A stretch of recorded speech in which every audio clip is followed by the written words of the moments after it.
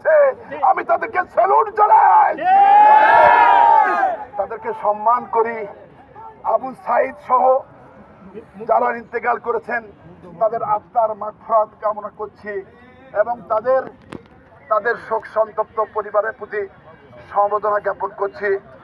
9 বা 15 বছর তাদের যারা নিহত হয়েছেন তাদের শহীদের তালিকা তৈরি করতে হবে দাবি করছি।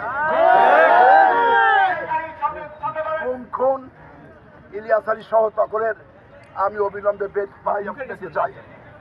এই জেলখানায় আমি এসেছিলাম, কিন্তু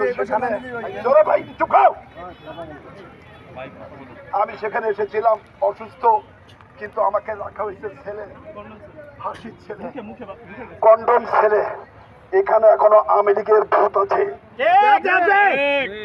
এই জেলখানায় এখনো আওয়ামী লীগের ভূত আছে, এই ভূত সরতে হবে।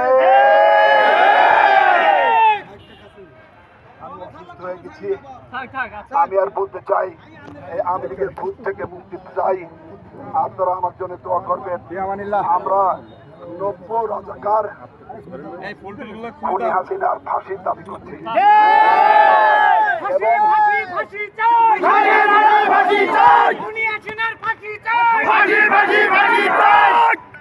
এবং